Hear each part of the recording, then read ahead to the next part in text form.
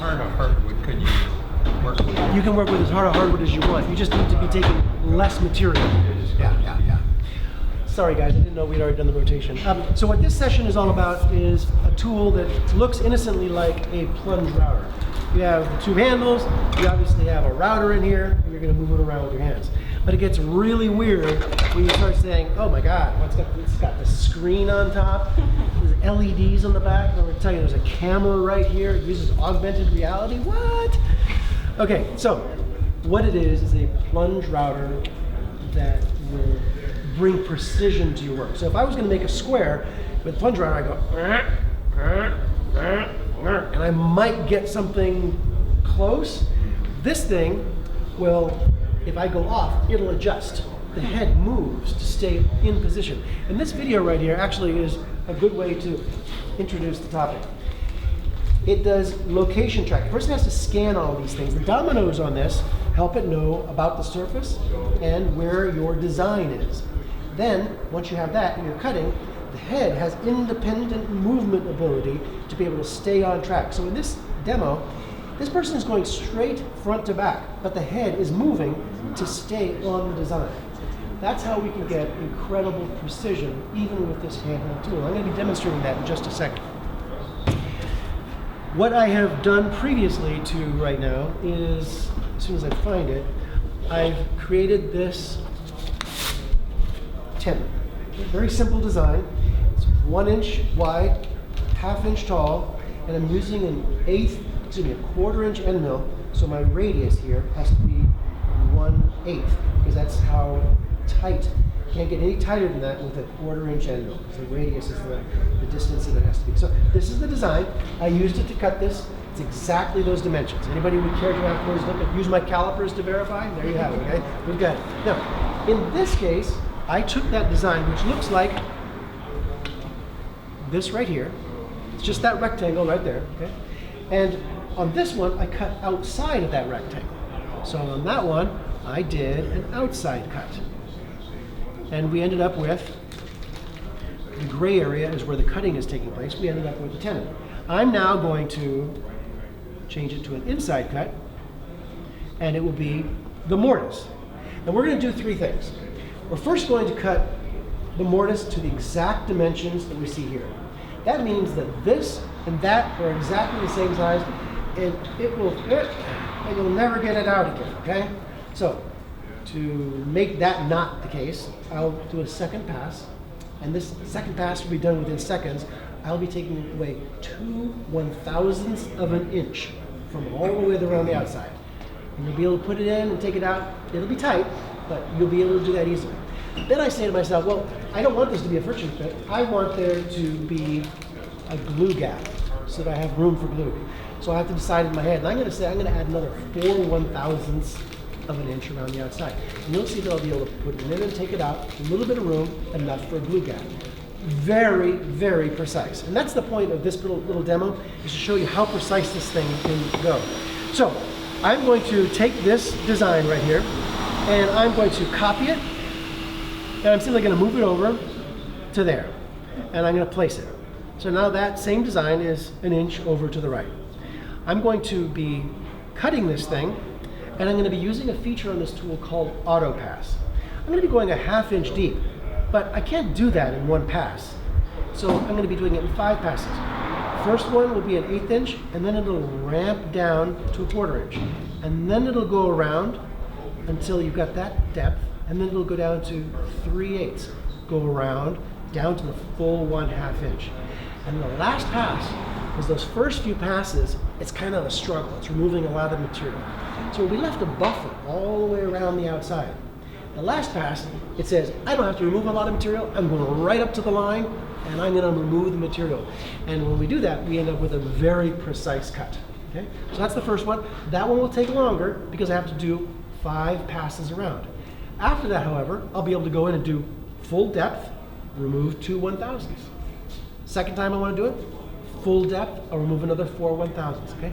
And just so you know, we're going to be creating some dust here because I didn't bring my back. Okay?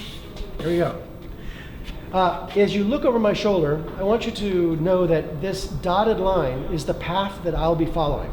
inside of that green rectangle. And the first pass I make will produce a trail that is light blue.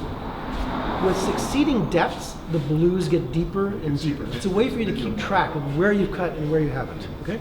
So 5 passes, and then we'll go ahead and take a look.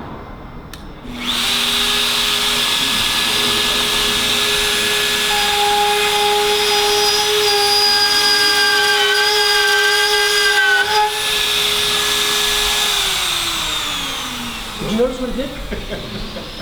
It retracted. It retracted because I went beyond the bounds of what I should have. It couldn't compensate enough for that. And the reason it retracted is because I did not turn on the auto pass. It did the full depth cut right there. So it was a much rougher cut, much more than I should have removed. What I'm gonna do is I'm gonna copy this over here, and we're gonna do it again, but with the auto pass turned on. So again, I take the vector, I'm going to copy it, I'm going to move it over an inch, I'm going to place it, and then we're going to go in here and we're going to cut on the inside. I did not have auto pass turned on. Auto pass is a feature I just added on my ShaperOrigin yesterday. Hence, I wasn't well set up. So you went to the left on the cut, right? You didn't go down that straight dotted line. I did go down the dotted line. You did? But if it looked like I was to one side or another, it's because I'm human and I'm off. Okay. And it moved the head to be in the right spot. This time, I'll have auto pass on. It says it will do it in 5 passes. Right. It will look like much less of a struggle because it's only going to be removing 1/8 of an inch So per pass. You got the white circle. I did the you have full to- ½ inch, yes. Pardon? The white circle you have to keep over where you're Yeah, cutting, this- and if you move that off, it will pull. If this dotted line goes outside of that circle, it retracts, and that's what you guys saw. I couldn't keep good control over it when it was doing that deep of a cut. So we're going to start again. Okay. The reason I have to keep this clean is because it uses this information for positioning information. So for right now, for instance, this domino right here. This domino up here that you see is an indicator of quality. Watch what happens when I cover the dominoes down here. Deteriorating quality, really bad quality right there. It needs to see those dominoes. That's how it stays on track. So let's go ahead now and do this the right way.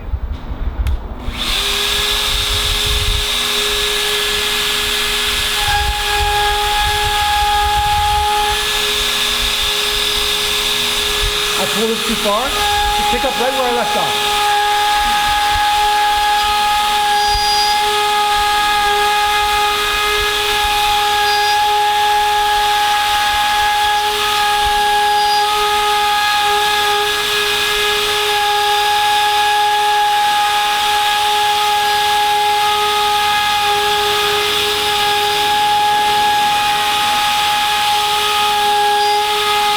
I want you to notice something now. There's gray around the outside. This time it's going to move out and take the rest of that gray, this last pass.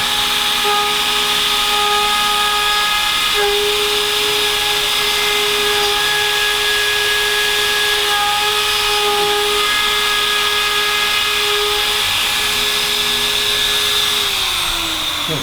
Now, this one was, again, exact fit. I will show you that we will be able to get it in. When you've done this 3 times already, I guess you get your game messed up. I already did the full offset. Okay. I did the 3rd step. I did the 6 1/1000ths offset to give me room for the glue gap. And sure enough, I mean, So you Looks could beautiful, though. You could just go that way. right, and I if you could, know it's what you and want. I would, but my demo would fail, as it did just now. It looked like success to me. So let's do something different with you guys. We've got enough there for a glue gap. Let's make this sloppy. Let's add another 4 1/1000ths and just show you how quickly that can be done. Now you're going to notice that I'm going to be blowing this off because it needs to see these dominoes. And since I didn't bring my vacuum, I need to clean this baby off. Did you have a question? Oh, I just wanted to look at it. Yeah, there you go. And there's extension tables on the side. Sure. Give a lot of We'll ask you that question in just a second. Okay, let me just do this and then we'll talk about the dominoes.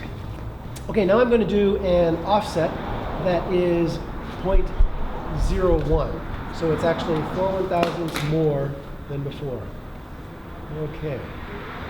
Now we'll do this in one single pass, and That's because we're going to do full depth and just one pass around the outside.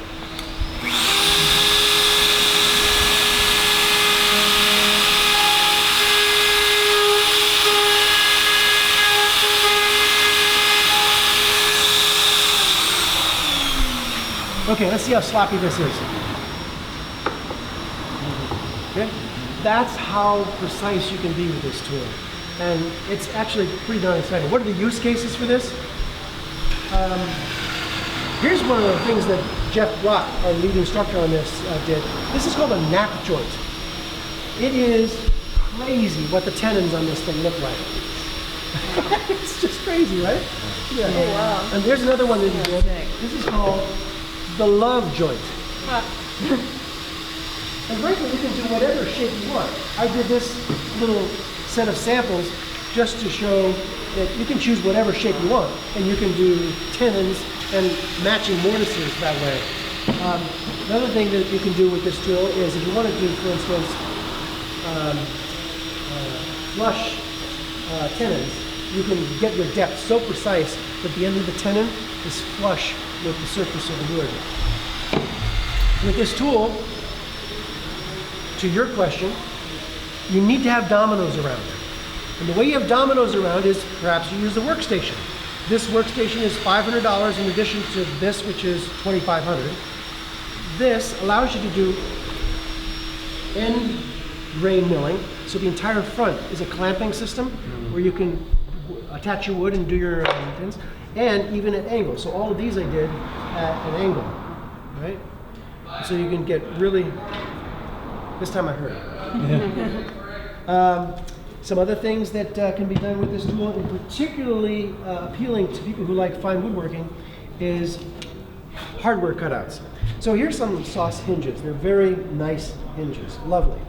Lovely to have, but not to cut the hardware cutout for. This would be a nightmare to do. Square chisels, eek, terrible. Well, there are hundreds of designs online. You download them, put them on the tool, and you can easily cut these things out. Here's another one. This is a brass pull, and that shape would not be easy to do, especially when you know in the end there is no kerf around the outside of that, and there is, it's flush. I mean, that's just real precision. It makes your fine woodworking really believable. But not all hinges are out there not all hinges are out there and available for download. So if you come up with, I'm trying to stall to find my sample on that. Yeah, I don't see it. Anyhow, you can make your own hardware cutouts very easily. I wanted to challenge myself once upon a time to just come up with some sort of extreme version of mortise and tenon. I had this block of wood, and I decided, okay, let's challenge myself. So the wood was this size, and I made this. So you can imagine that's just a very distinct mortise and tenon combination. Wow. What is the black material? It's just a... This was a scrap of wood I had lying around. Oh, it's wood. Oh, it's Okay. wood. I thought This is it was just some plastic. Japanese black stain, which I wish I hadn't used because it's slowly making everything around it look dark. But that was just an example of what's possible. This was the thing that I did when I first taught the class to use this thing. It was way overkill. But I wanted to see how many things I could put into one project. Simple drawer, but the box joints make the back corners. The front corners are through tenons. We also have an inlay around there. This is that brass, the brass hardware for the pull. And then I did some dado slots on the side, all on this workstation plus shaper. Including the inlay? Including the inlay. Yeah, I cut some laser strips out and did the inlays. Yeah, you can do inlays really nicely. Matter of fact, going back to your question, you need dominoes to run this tool. Right. This is one way you get dominoes. What if I'm trying to do a compass rose on the floor? Well, you can buy rolls of tape that have these dominoes. And you put them over your work surface. They have to be within 3 or 4 inches of one another. And then once you've scanned that, it becomes a place where you can now put your vectors that you want to cut. And there's no limit to what you can practically do. Now, there's something that's a limit to what you can physically do. I've worked on 4x8 sheets of ply with this, And I'll tell you, after a Right. while, okay, your back's killing you. So there are things that it doesn't do well. I think large project format is one. Another thing is you can't do 3D because when you do carving, every pass you take when you're going across to change the heights, let's say you're doing a bust of someone's face, you have to go back and forth hundreds of times and you'll have to move fractions of an inch. So this tool is not meant for that. So it has lots of strengths. One of my favorite strengths is you can take it to the project rather than have to think about it before you've made the project.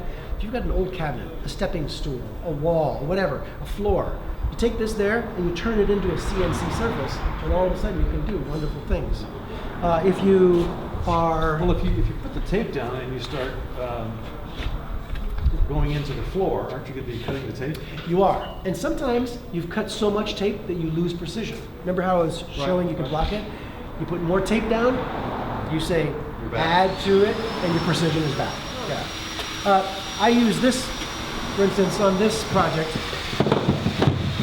Sometimes you just want to have some dominoes to throw on a slab or a floor or whatever. And this, I love that sound. Okay, sorry. This is a real precision piece of hardware, and it allows me to put my dominoes reusable anywhere I choose. This is one time. I cut through it, that's it. I've tried to reuse it, but no. You can maybe fake it sometimes, but it doesn't let you do it. This is just another way of using the domino. It's for quickly doing repetitive cuts on surfaces that don't lend themselves well to dominoes. I don't know how to do dominoes on this, for instance, right? Yeah. It's too small a surface and has to be in front of it for the camera to see the dominoes. This works just great for that. Other questions? Would you have to re-index that for each piece of movement? Well, the lovely thing about this is that once you have scanned it, it knows that, and you can save multiple versions of this scan with different designs. So let's say